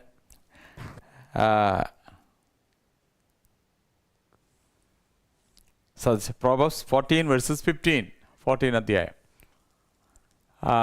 The simple believeth every word, but the prudent man looketh well to his going. അങ്ങനെ പറഞ്ഞാൽ ഒന്നുകൂടെ ക്ലിയർ ആക്കി തരാം. അല്പബുദ്ധി ഏതും വാക്കും വിശ്വസിക്കുന്നു, സൂക്ഷ്മ ബുദ്ധിയോ തൻ്റെ നടപ്പ് സൂക്ഷിച്ചു കൊള്ളുന്നു എന്ന് പറഞ്ഞാൽ കുറേയൊക്കെ കറക്റ്റ് തന്നെ മലയാളത്തിൽ. ചില വിശ്വാസികൾ, അതിനെ അല്പവിശ്വാസി എന്നാണ്, എന്തും വിശ്വസിക്കും. അതുകൊണ്ട് അവനിങ്ങനെ ഓരോ ചർച്ചയിലേക്ക് ഇങ്ങനെ ചാടിപ്പോയിക്കൊണ്ടിരിക്കും. അവിടെ എന്താണ് അവരുടെ വിഷൻ, അവിടെ എന്താണ് പ്രസംഗിക്കുന്നത് അവന് വിഷയമല്ല. ഇപ്പോൾ അവിടെ ദാരിദ്ര്യം പ്രസംഗിക്കുമ്പോൾ അതിനവൻ കൈയടിക്കും, ഇവിടെ പ്രോസ്പെരിറ്റി പ്രസംഗിക്കുമ്പോൾ ഇവിടെ കൈയടിക്കും. അവിടെ തോൽവി ദൈവത്തിൻ്റെ പദ്ധതിയാണെന്ന് പറയുമ്പോൾ നീ അവിടെ ഇരുന്നിട്ട് യെസ്. ഇവിടെ ഞാൻ പറയുന്നു തോൽവി ദൈവത്തിൻ്റെ പദ്ധതിയല്ല എന്ന് പറയുമ്പോൾ നീ ഇവിടെ നിന്ന് കൈയടിക്കും. അതുകൊണ്ടാണ് പറഞ്ഞത്, സിമ്പിൾ എന്ത് ചെയ്യുന്നു എന്ന് വെച്ചാൽ അവിടുത്തെയും കേൾക്കും ഇവിടുത്തെയും കേൾക്കും. എന്നിട്ട് അവനെന്തെങ്കിലും കേട്ടാൽ മതി, എന്തെങ്കിലും കേട്ടാൽ മതി. പല സഭകളിലും ഉണ്ടല്ലോ, അവിടുത്തെ പാസ്റ്റർമാർ പ്രസംഗിക്കുന്നത് വളരെ കുറവായിരിക്കും. വഴി കൂടെ പോകുന്ന എല്ലാ പാസ്റ്റേഴ്സും എല്ലാ ഞായറാഴ്ചയും. അപ്പം ദൈവദാസന്മാരെല്ലാം പ്രസംഗിക്കുന്നവരാണ്, ഇല്ലെന്ന് ഞാൻ പറഞ്ഞില്ല. പക്ഷേ ഓരോരുത്തരെയും ദർശനത്തിനനുസരിച്ചേ അവർ പ്രസംഗിക്കത്തുള്ളൂ. ഇപ്പോൾ ഒരാൾ പറയും നിങ്ങൾ വിശുദ്ധിയുടെ ഭാഗമായി നിങ്ങൾ ആഭരണം എല്ലാം ഊരണം. അപ്പോൾ നിങ്ങൾക്ക് തോന്നിയ കറക്റ്റാണ്, നിങ്ങൾ ഊരി. വേറൊരു ഭാഷ പറഞ്ഞു നിങ്ങൾ ആഭരണം ഊരിയതൊന്നും സ്വർഗത്ത് പോകത്തില്ല, യേശുവിൻ്റെ രക്തത്തിലാണ് നിങ്ങൾ വിശുദ്ധീകരിക്കപ്പെട്ടത്. അപ്പോൾ നിങ്ങൾക്ക് അതും കറക്റ്റ്. അത് നിങ്ങൾക്ക് നല്ലൊരു ഉറപ്പില്ല ഏതാ ശരിയെന്ന്. അപ്പോൾ നിങ്ങൾ അതും ചെയ്യും ഇതും ചെയ്യും, അതും ചെയ്യും ഇതും ചെയ്യും അതും ചെയ്യും. അപ്പോൾ മനസ്സിലായോ? അല്ലാതെ അവരുടെ കുഴപ്പമല്ല, പാസ്റ്റേഴ്സിൻ്റെ കുഴപ്പമല്ല. ഇപ്പം എന്നെ വിളിച്ചു കഴിഞ്ഞിട്ടുണ്ടെങ്കിൽ എന്നെ വിളിക്കുന്നത് എന്തുകൊണ്ടാണ്? എന്നെ ശുശ്രൂഷയും എന്നെ അറിയാവുന്നവരല്ലേ എന്നെ വിളിക്കുന്നത്. അപ്പം ഞാൻ അവിടെ വന്നിട്ട് പ്രോസ്പെരിറ്റിയെ പ്രസംഗിക്കത്തുള്ളൂ, അത് തകർച്ച പ്രസംഗിക്കത്തില്ല. അപ്പം അതറിയാവുന്ന വിശ്വാസി സമൂഹം പാസ്റ്റേഴ്സ് എന്നെ മീറ്റിങ്ങിന് വിളിക്കത്തില്ല. കാരണം വിളിച്ചു കഴിഞ്ഞിട്ടുണ്ടെങ്കിൽ ഞാനവിടെ കൺഫ്യൂഷൻ ഉണ്ടാക്കും. കാരണം അവർ പഠിപ്പിച്ച് വെച്ചിരിക്കുന്നത് ദാരിദ്ര്യം ദൈവത്തിൽ നിന്നാണ്, ഞാൻ പറയുന്നത് ദാരിദ്ര്യം പിശാചിൽ നിന്നാണ്. ഒരിക്കൽ തൂത്തുക്കുടിയിൽ ഒരു 21 days ഫാസ്റ്റിംഗ് നടക്കുകയാണ് തമിഴ്നാട്ടിലെ. അപ്പോൾ ഞാനിതിൻ്റെ 19ാമത്തെ 17ാമത്തെ ഏതോ ദിവസം പോവുകയാണ്. പോകുന്ന സമയത്ത് കുറേ ഓപ്പനേജത്തെ കുറേ പിള്ളേരൊക്കെ അവിടെ ഉണ്ട്. ഇതെല്ലാം ഭൂതം ബാധിച്ചിരിക്കുക. അപ്പോൾ ഞാൻ ഇതിനെല്ലാം കൂടെ സ്റ്റേജിലേക്ക് വിളിച്ചു വന്നു. എന്നിട്ട് ഞാൻ ഇതിൻ്റെയൊക്കെ ഭൂതങ്ങളെ സ്റ്റേജിൽ പരസ്യമായിട്ട് എല്ലാവരുടെയും മുന്നിൽ വെച്ചിട്ട് ഞാൻ ഇതിനെയൊക്കെ ശാസിച്ചു. അപ്പോൾ ഇത്രയും പിള്ളേരുടെയൊക്കെ ഭൂതത്തെ ശാസിച്ചല്ലേ വെച്ചിട്ട് ഞാൻ ചില കോളറൊക്കെ പൊക്കി ചില വെയിറ്റൊക്കെ ഇട്ട് ഉച്ചയ്ക്ക് മീറ്റിംഗ് കഴിഞ്ഞിട്ട് പാസ്റ്ററുടെ കൂടെ വാഹനത്തിലൊക്കെ കയറുമ്പോൾ ഒന്ന് അമർന്നിരുന്നു. കാരണം പുള്ളി നമ്മൾ എത്രയൊക്കെ കാശൊക്കെ മുടക്കി അവിടെ കൊണ്ടുപോയി, അപ്പോൾ പുള്ളിക്കിത് പ്രയോജനമായാണല്ലോ. ഇത്രയും ഭൂതങ്ങളൊക്കെ പുറത്താക്കി കൊടുത്തില്ലെന്ന് ചോദിച്ചിട്ട് ഞാൻ അമർന്ന് ഫ്രണ്ടിലെല്ലാം കയറിയിരുന്ന് പോകുന്ന സമയത്ത് ഈ പുള്ളിക്കാരൻ്റെ മുഖം അങ്ങനെ അല്ല തേനീച്ച കടിച്ച പോലെ ഇരിക്കുന്നുണ്ട്. വലിയ സന്തോഷമൊന്നുമില്ല പുള്ളിക്ക്. അപ്പോൾ ഞാൻ ചോദിച്ചു എങ്ങനെയുണ്ടായിരുന്നു മീറ്റിംഗ്? സാറിനെ ഞാൻ അങ്ങനെ ചോദിക്കാറില്ല, ഞാൻ ഇങ്ങോട്ടാണ് പറയുന്നത്, ഇന്ന് പൊളിച്ച് അത് ഇതെന്നൊക്കെ പറയുമല്ലോ. ഈ പുള്ളി ഒന്നും മിണ്ടിയില്ല. ഞാൻ അങ്ങോട്ട് ചോദിച്ചപ്പോൾ പറഞ്ഞു എന്താ മീറ്റിംഗ്, ഞാനിപ്പോൾ ജനത്തോട് എന്ത് പറയും? ഞാൻ അതെന്താ അങ്ങനെ? അല്ല ഞാൻ ആ ദേവദാസൻ്റെ പേര് പറയുന്നില്ല. ഞാൻ ശുശ്രൂഷിക്കുന്നതിന് 2 ദിവസം ഇവിടുന്ന് ഒരു ശുശ്രൂഷകൻ കേരളത്തിൽ നിന്ന് പോയിട്ട് ഈ പിള്ളേരുടെയൊക്കെ പിശാചാണോ ദൈവമാണോ എന്നൊക്കെ ഒരു വ്യക്തി അറിയണമെങ്കിൽ ചെറിയൊരു ബുദ്ധിമുട്ടുണ്ട്, ഇല്ലെന്ന് ഞാൻ പറഞ്ഞില്ല. അപ്പോൾ ഈ ദൈവദാസൻ വിചാരിച്ചു ഈ പിള്ളേരെ ഇങ്ങനെയൊക്കെ കാട്ടിക്കൂട്ടുമ്പോൾ ആത്മാവിലായതാണെന്ന് വിചാരിച്ചിട്ട് ഇവരൊക്കെ സ്റ്റേജിൽ വെച്ചിട്ട് ഇവരവിടെ അങ്ങ് പ്രവചിച്ചു ഇവരാണ് നാളെ ഇന്ത്യ ഭരിക്കാൻ പോകുന്നത്, മോദിയെ മാറ്റിയിട്ട് ഇവൻ കയറിയിരിക്കുന്നൊക്കെ പറഞ്ഞിട്ട് ഇവരൊക്കെ MLA ആണെന്നൊക്കെ പറഞ്ഞിട്ട് ഇവരൊക്കെ പ്രവചിച്ചപ്പോൾ ജനം മുഴുവൻ ആത്മാവിലായി. അപ്പോൾ പാസ്റ്ററും അതിനെ കാര്യമായിട്ട് എടുത്ത കണ്ടോ, ദൈവം ഈ ഏഴകളെ കണ്ടിരിക്കുന്നു, പൊടിയിൽ നിന്ന് ഉയർത്തുന്ന വാക്യമില്ലേ, സംഗീതക്കാരൻ പറഞ്ഞില്ലേ, അങ്ങനെയാണെന്നൊക്കെ പറഞ്ഞ് വലിയ കാര്യം അതിനെ ചേർന്നിട്ട് ബാക്കി സപ്പോർട്ട് ചെയ്തിട്ട് പാസ്റ്ററും കൂടെ അങ്ങ് പ്രസംഗിച്ചു. അത് കഴിഞ്ഞപ്പോഴാണ് ഞാൻ ഇതിലൊക്കെ ഭൂതങ്ങളെ പുറത്താക്കുന്നത്. അപ്പോൾ പുള്ളി പറഞ്ഞത് ഇനി ഞാൻ ഈ ജനത്തോട് എന്ത് പറയും? മറ്റേ ദൈവദാസൻ പറഞ്ഞ് ഇങ്ങനെയെന്ന് പറഞ്ഞപ്പോൾ നിങ്ങൾ പറഞ്ഞത് ഇങ്ങനെ. ഞാൻ പറഞ്ഞു ഞാനൊന്നും പറഞ്ഞില്ലല്ലോ, നിങ്ങൾ കണ്ടതല്ലേ. അപ്പോൾ ജനം ആകെ കൺഫ്യൂസ്ഡ് ആയിരുന്നു. അതേപോലെ തന്നെ നമുക്ക് നമുക്ക് വിവരമില്ലെങ്കിൽ, നമുക്കൊരു ദർശനമില്ലെങ്കിൽ, നമുക്ക് ഈ ഹോട്ടലിലൊക്കെ പോയി കഴിഞ്ഞിട്ടുണ്ടെങ്കിൽ എന്ത് കഴിക്കാൻ എന്തെങ്കിലും എന്ന് പറയുന്ന ഒരു കൂട്ടരില്ലേ, അവർക്ക്. പക്ഷേ ഞാൻ ചോദിക്കട്ടെ, എനിക്കിപ്പോൾ ചൈനീസ് ഫുഡ് വേണമെന്നുണ്ടെങ്കിൽ, നൂഡിൽസ് വേണമെന്നുണ്ടെങ്കിൽ ഞാൻ ആര്യാസിൽ പോയിട്ട് കാര്യമില്ല. അപ്പോൾ എൻ്റെ ടേസ്റ്റ് അനുസരിച്ചുള്ള ഹോട്ടൽ ഞാൻ തിരഞ്ഞെടുക്കും. അല്ല, ബോർഡ് ഹോട്ടൽ എന്ന് പറയുമ്പോൾ ആ പോകുന്ന ടൈപ്പല്ല ഞാൻ. ഇപ്പം എനിക്ക് നോൺ വെജാണ് താല്പര്യമെങ്കിൽ ഞാൻ ആര്യാസിലും പിന്നെ എന്താ പറയുക ശരവണയിലും ഒന്നും പോയിട്ടൊന്നും കാര്യമില്ലെന്ന് എനിക്കറിയാം. അപ്പോൾ അതിനനുസരിച്ചിട്ടുള്ള ഹോട്ടൽ ഞാൻ തിരഞ്ഞെടുക്കുന്ന പോലെ എൻ്റെ ദർശനത്തിനനുസരിച്ചിട്ടായിരിക്കണം ഞാൻ പോകുന്ന ചർച്ച്. അപ്പോൾ കിട്ടുന്നതെല്ലാം കൂടെ വിഴുങ്ങുന്നത് ശൈശവാവസ്ഥയിലുള്ളവരാണ്. പക്ഷേ ഒരു പ്രൂഡൻ്റ് എന്ന് പറഞ്ഞാൽ ഒരു സ്മാർട്ട് ഗായ്, ഒരു ദർശനമുള്ള വ്യക്തി, നാളെ ഭാവിയെക്കുറിച്ചൊരു ചിന്തയുള്ളവൻ, അവനെന്ത് കഴിക്കും എന്ന് നോക്കിയേ കഴിക്കും. ഇപ്പം എൻ്റെ ശരീരം എനിക്ക് മെയിൻറ്റെയിൻ ചെയ്യണമെന്നുണ്ടെങ്കിൽ കണ്ടതെല്ലാം വാരി ഞാൻ കഴിക്കത്തില്ല. അത് വിശപ്പില്ലാഞ്ഞിട്ടോ ഇല്ലെങ്കിൽ ഫുഡ് ഇഷ്ടമില്ലാഞ്ഞിട്ടൊന്നുമല്ല, ഞാൻ അതിനെക്കുറിച്ചുള്ള ഒരു അവയർനെസ് ഉള്ളത് കൊണ്ട്. അതുകൊണ്ടാണ് നമ്മൾ പറഞ്ഞത് ബുദ്ധിയാണേ എന്ന് പറയും. അപ്പോൾ മനസ്സിലായോ? അപ്പോൾ അങ്ങനെ കഴിക്കുകയാണെങ്കിൽ എനിക്ക് ഈ ശരീരം എനിക്ക് മെയിൻറ്റെയിൻ ചെയ്യാൻ ബുദ്ധിമുട്ടാണ്. ഇതിനാണ് നമ്മൾ സാക്രിഫൈസ് എന്ന് പറയുന്നത്. ഞാൻ പറഞ്ഞു എന്ന് മാത്രം. പക്ഷെ ഒരു കാലത്ത് ഞാൻ അങ്ങനെയല്ലായിരുന്നു. ഇപ്പോഴാണ് ഞാൻ കുറച്ച് സ്ട്രിക്റ്റ് ആയത്. കാരണം എനിക്കും പ്രായമാകുന്നു. അപ്പോൾ അതിനനുസരിച്ച് കുറച്ച് നമ്മൾ കൺട്രോൾ ചെയ്തിട്ടുണ്ടെങ്കിൽ ശരിയാവത്തില്ല. പക്ഷെ കഴിക്കേണ്ട പ്രായത്തിലൊക്കെ ഞാൻ വഴി കൂടെ പോകുന്ന എല്ലാം കഴിക്കുമായിരുന്നു. അതിനനുസരിച്ച് എൻ്റെ ഷേപ്പും നിങ്ങൾ കണ്ടതാണ്, ഫോട്ടോയും വീഡിയോ ഒക്കെ കണ്ടതാണ്. പക്ഷെ ഇപ്പം അങ്ങനെയല്ല. ഇപ്പം കുറച്ചുകൂടെ നമ്മൾ എന്ത് ചെയ്തു, കുറച്ചുകൂടെ ചൂസ് ചെയ്യായി നമ്മൾ കുറച്ചുകൂടെ നമ്മുടെ ആരോഗ്യം നോക്കാൻ തുടങ്ങി. അതിന് പ്രായമാകുന്നു, വേറെ ആൾക്കൊരു ബേർഡൻ ഉണ്ടാക്കാതിരിക്കാൻ നമ്മൾ കുറേ കൂടെ കാര്യങ്ങളൊക്കെ ശ്രദ്ധിച്ച് കഴിക്കാനും അതിനുള്ള വ്യായാമമൊക്കെ എടുക്കാൻ തുടങ്ങി. അപ്പോൾ ഇതുപോലെ തന്നെ ഈ പ്രൂഡൻ്റ് എന്ന് പറഞ്ഞു കഴിഞ്ഞിട്ടുണ്ടെങ്കിൽ സ്മാർട്ട് ഗായ്, നാളെ ഫ്യൂച്ചറിനെ കുറിച്ച് നല്ല ബോധ്യമുള്ളവനാണെങ്കിൽ അവനെല്ലാം കേൾക്കാൻ പോകത്തില്ല. ഒന്ന്, അവൻ കേൾക്കും, അതവന് പ്രയോജനമാണെന്ന് കേൾക്കും. അവൻ ഇൻവെസ്റ്റ് ചെയ്യുന്ന സമയത്തിനനുസരിച്ച് അവനത് പ്രയോജനം ഉണ്ടാകണം. എന്നിട്ട് അത് തന്നെയാണോ എന്ന് അവൻ അത് പഠിക്കും. അല്ലാതെ നമ്മളെപ്പോലെ അടുത്ത ഞായറാഴ്ച വന്നിട്ട് ഏതായിരുന്നു എന്ന് ചോദിക്കുമ്പോൾ കൺഫ്യൂഷനൊന്നും അവർക്ക് ഉണ്ടാകത്തില്ല. അപ്പം അതുകൊണ്ട് ഇന്നത്തെ മെസ്സേജ് ഞാൻ പറയുന്നത്, ഈ ആദ്യത്തെ ബ്ലെസ്സിങ്സ് എന്ന് പറഞ്ഞു കഴിഞ്ഞാൽ രക്ഷിക്കപ്പെട്ട സമയത്ത് എല്ലാ ബ്ലെസ്സിങ്സും നമ്മുടെ തന്നെയാണ്. പക്ഷെ നമ്മൾ വിചാരിക്കുന്നത് വരും വരും വരും. നമുക്ക് ഈ പ്രത്യാശ ഉള്ളത് കൊണ്ടാണ് നമ്മൾ കഴിഞ്ഞ ഞായറാഴ്ച കിട്ടിയില്ലെങ്കിൽ ഈ ഞായറാഴ്ച കിട്ടുമല്ലോ എന്നുള്ള പ്രതീക്ഷയിൽ വരുന്നത്. ഈ ഞായറാഴ്ച കിട്ടിയില്ല അടുത്ത ഞായറാഴ്ചയെങ്കിലും കിട്ടുമല്ലോ. അപ്പോൾ എവിടെ പോകാനാണ്? അപ്പോൾ ചിലർ വിചാരിച്ചിരിക്കുന്ന ഓരോ ചർച്ച ഇങ്ങനെ മാറിക്കൊണ്ടിരിക്കും. ചിലപ്പോൾ പാസ്റ്റേഴ്സിനെ മാറ്റിക്കൊണ്ടിരിക്കും, ചിലപ്പോൾ ചർച്ചുകൾ മാറിക്കൊണ്ടിരിക്കും, ഇല്ലെങ്കിൽ കോൺഫറൻസ് മാറിപ്പോയിക്കോളും. പല കോൺഫറൻസിലും പോയി നോക്കും. ചിലപ്പോൾ ആ ദൈവദാസൻ സെറ്റായി കാണത്തില്ല, ചിലപ്പോൾ ഈ ദൈവദാസനിലായിരിക്കും കൂടുതൽ അനോയിൻറ്റിങ്ങും കൂടുതൽ. അങ്ങനെയൊന്നുമല്ല. ചർച്ച മാറിയതുകൊണ്ടൊന്നും ബ്ലെസ്സിങ്സ് വരത്തില്ല. നമ്മുടെ ആറ്റിറ്റ്യൂഡാണ് മാറേണ്ടത്. നമുക്കാണ് അറിവ് വേണ്ടത്. You got the point. അപ്പോൾ നമ്മൾ വിചാരിച്ചിരിക്കുന്നത് എന്താ, എൻ്റേതാണിതെല്ലാം, വരും വരും വരും. വരൂല. ഞാൻ പറയാം, വരത്തില്ല. ഇപ്പോൾ വെള്ളറടയിൽ വന്നിട്ട് ഞാനിതൊന്നും പറയത്തില്ല കേട്ടോ. പിന്നെ ആൾക്കാർ അവിടുന്ന് എഴുന്നേറ്റ് പോകും.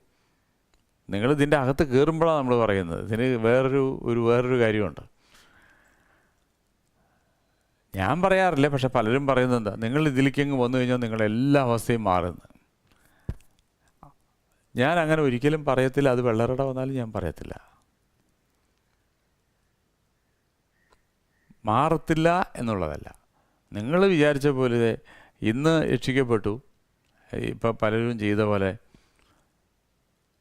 ശനിയാഴ്ച രക്ഷിക്കപ്പെട്ടു, ഞായറാഴ്ച സ്നാനപ്പെട്ടു, തിങ്കളാഴ്ച അഭിഷേകം പ്രാപിച്ചു, ചൊവ്വാഴ്ച ബലിഗ്രഹമാവണം.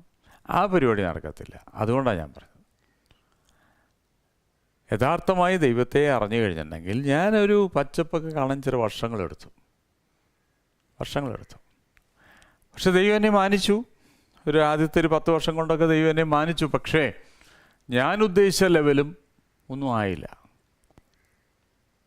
അതുകൊണ്ടാണ് പലപ്പോഴും വിശ്വാസികൾ കടന്ന് ചക്രശ്വാസം വലിക്കുന്നതിൻ്റെ ഒരു കാര്യം, ദൈവം എന്തിന് എന്നോട് ഇങ്ങനെ ചെയ്തു, ദൈവം എന്നെ മറന്നോ, എന്തുകൊണ്ടാണ് എനിക്കിങ്ങനെ സംഭവിച്ചത്? ഇങ്ങനത്തെ ക്വസ്റ്റ്യൻ്റെയൊക്കെ മറുപടിയാണ് ഞാൻ പറയുന്നത്. നമുക്കിതിലൊരു റോളുണ്ടേ. ദൈവത്തെ കുറ്റം പറയല്ലേ, നമുക്കൊരു വലിയ റോൾ ഇതിൻ്റെ അകത്തുണ്ട്. നമ്മൾ വളരണം, ദൈവത്തെക്കുറിച്ച് കൂടുതൽ അറിയണം. രക്ഷിക്കപ്പെട്ട സമയത്ത് നമുക്ക് ABCD നമ്മൾ പഠിച്ചത്. കുറച്ച് കഴിഞ്ഞപ്പോൾ നമ്മൾ ട്വിങ്കിൾ ട്വിങ്കിൾ ലിറ്റിൽ സ്റ്റാർ പാടി. പക്ഷെ ഇപ്പോൾ ഒന്നാനാം കുന്നിന്മേൽ ഓരായിരം കിളി കൂടി വെച്ചെന്നൊക്കെ പറഞ്ഞ് അതൊക്കെ ശരിയാണ്, അതൊരു ക്ലാസ് ഉണ്ട്. കാക്കേ കൂടെ ഇവിടെ അതൊക്കെ ഉണ്ട്. പക്ഷെ 10ാം ക്ലാസ്സിലല്ല. ഈ കൊടുത്ത പോയിന്റ്. അപ്പോൾ അവിടുന്ന് നമ്മൾ എന്ത് ചെയ്യണം? എനിക്ക് വേണമെന്നുണ്ടെങ്കിൽ ഇന്നൊരു CD റെഡിയാക്കിയിട്ട് നിങ്ങൾക്ക് അങ്ങ് അയച്ചു തന്നാൽ മതിയായിരുന്നു. ഞാനത് ചെയ്യാതെ നിങ്ങൾ ഉഴപ്പി. നിങ്ങൾ പലരും വന്നില്ല തിരുവനന്തപുരം. പക്ഷെ ഞാൻ അവിടെ വന്ന് എന്ത് ചെയ്യണോ അത് ഇവിടുന്ന് ചെയ്തുകൊണ്ടിരിക്കുക കേട്ടോ.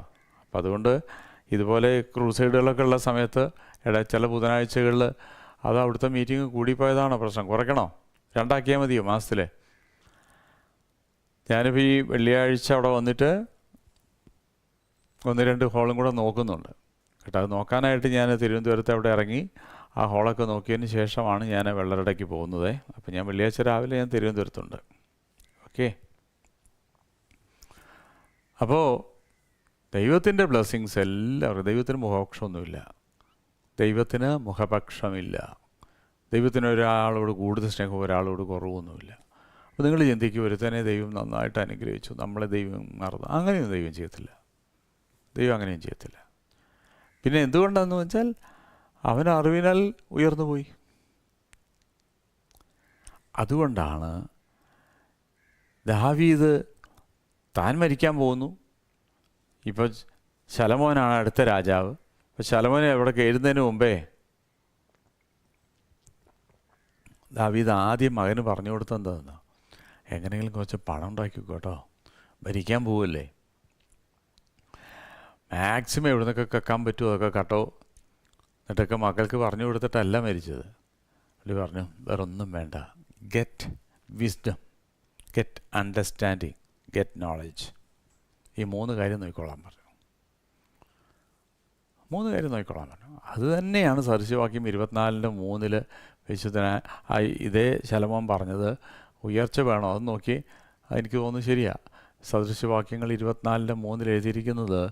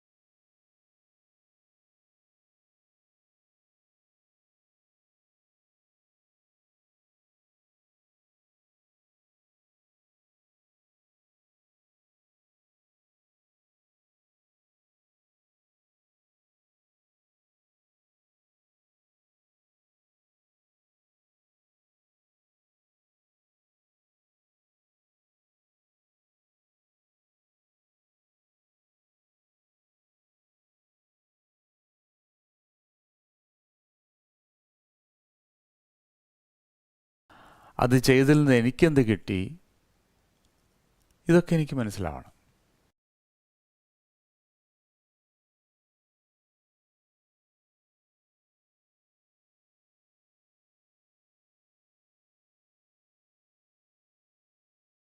വെള്ളം കിട്ടാതെ മരിച്ചിരിക്കുന്നത്. ഡെഡ് ബോഡി 6ന്റെ തീരത്താണ്. പക്ഷെ പോസ്റ്റ്മോർട്ടം റിപ്പോർട്ട് ഹൈഡ്രേഷൻ, അത് വെള്ളം കിട്ടാതെ മരിച്ചതാണ്. ഏ ആറിൻ്റെ ആറിൽ വെള്ളം ഉണ്ടായത് കൊണ്ട് എൻ്റെ അകത്ത് കയറിക്കൊള്ളൊന്നുമില്ല. എനിക്കതിലൊരു ഒരു ഒരു ദൗത്യമില്ലേ. അപ്പം എനിക്ക് ഇവിടെ വെള്ളം വെച്ചത് കൊണ്ട് എനിക്ക് ഗുണമൊന്നുമില്ല. എനിക്ക് ആവശ്യമുണ്ടെങ്കിൽ എനിക്കത് കുടിക്കണം. ഈ ഒരു പ്രൊസീജിയറാണ്.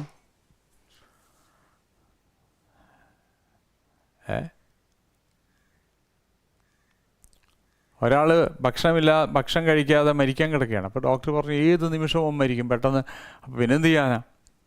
മരിക്കാതിരിക്കണമെങ്കിൽ പെട്ടെന്ന് അടുത്തുള്ള ഹോസ്പിറ്റലല്ല ഹോട്ടലിൽ കൊണ്ടുപോയി ബുഫേ ടേബിളിൻ്റെ അടുത്ത് കൊണ്ടുപോയി കാണിച്ചു കൊടുത്തു. അയാളെല്ലാം കണ്ടു. അയാളിപ്പം മരിക്കും. സ്റ്റാർവേഷനാണ്, പട്ടിണിയാണ്. അയാളെ ബുഫ കൗണ്ടറിൽ കൊണ്ടുപോയി വലിയ ഹോട്ടലിൽ വലിയ എല്ലാം കഴിക്കാവുന്ന കുറച്ച് കഴിഞ്ഞപ്പോൾ അയാൾ അവിടെ തന്നെ കുഴഞ്ഞു വീണ് മരിച്ചു. കാരണം ഇയാളൊന്നും തൊട്ടില്ല. അപ്പം ഞങ്ങൾ എല്ലാ ബുധനാഴ്ചയും തിരുവനന്തപുരത്ത് വരും, എല്ലാ ഞായറാഴ്ചയും തൃശ്ശൂരും എറണാകുളത്ത് വരും, എല്ലാ മീറ്റിങ്ങുകളിലും ഞങ്ങൾ വരും. ഞങ്ങൾ ഭക്ഷണം കൊണ്ടുവരും. അത് എത്ര കഴിക്കണം, എങ്ങനെ കഴിക്കണം ഒക്കെ തീരുമാനിക്കുന്നത് നിങ്ങളാണ്. എന്തായാലും ഇന്ന് ഞാൻ അവിടെ ഇല്ലെങ്കിലും ചില നേരത്തെ ഞാൻ നിർത്തുന്നു. കാരണം വന്നവരെ ദൈവം ധാരാളമായിട്ട് അനുഗ്രഹിക്കട്ടെ. നിങ്ങൾക്ക് തീർച്ചയായിട്ടും യൂട്യൂബിൽ നിന്ന് ഉടനെ ഇത് മാറ്റുന്നില്ല. നിങ്ങൾക്ക് കുറച്ചുകൂടെ അത് വീട്ടിൽ പോയിട്ട് ഒന്നുകൂടെ കേട്ടിട്ട് ഇത് തന്നെയാണോ എന്ന് പരിശോധിക്കുന്നത് എപ്പോഴും നന്നായിരിക്കും. എന്തായാലും എറണാകുളത്തും തൃശ്ശൂരും അവരൊരു ചെയിൻ ഫാസ്റ്റിങ്ങും ചെയിൻ പ്രയറും കൂടെയാണ് ഈ മീറ്റിങ്ങിന്. കാരണം വരുന്ന ദിവസങ്ങളൊക്കെ ക്രൂസൈഡുകളാണല്ലോ. അപ്പോൾ അതുകൊണ്ട് തിരുവനന്തപുരത്ത് ഞാൻ വരാത്തത് കൊണ്ട് എനിക്ക് അങ്ങനെയൊരു ചെയിൻ പ്രയറോ ചെയിൻ ഫാസ്റ്റിങ്ങോ ഒന്നും അറേഞ്ച് ചെയ്യാൻ കഴിഞ്ഞില്ല. ഇപ്പം മുതൽ നിങ്ങൾ അതിനുവേണ്ടി പ്രാർത്ഥിച്ചാൽ മതി കേട്ടോ. ബാക്കിയുള്ളവർ ചെയ്യുന്നുണ്ട്, നിങ്ങളും കൂടെ പ്രാർത്ഥിക്കുകയും ഉപവസിക്കുകയും ചെയ്യുക. അത് കൂടുതൽ നിങ്ങൾ വെള്ളി ശനി ഞായറും ഈ മീറ്റിങ്ങിന് അറ്റൻഡ് ചെയ്യണം. ദൈവം ധാരാളമായി നിങ്ങളെ അനുഗ്രഹിക്കട്ടെ. ഓക്കെ, അപ്പോൾ അത് ഇന്നത്തെ വചനം എന്ന് പറയുന്നത് സാധാരണ ബ്ലെസ്സിങ്സ് ഉണ്ട്. അത് രക്ഷിക്കപ്പെടുന്ന സമയത്ത് ചില്ലറ കിട്ടിയാൽ ആയി, ഇല്ലെങ്കിൽ ഇല്ല. പക്ഷേ ദൈവം ഉദ്ദേശിച്ചിരിക്കുന്നത് വലുതാണ്. ആ വലുത് വേണമെന്നുണ്ടെങ്കിൽ അതിനനുസരിച്ചുള്ള എന്ത് വേണം?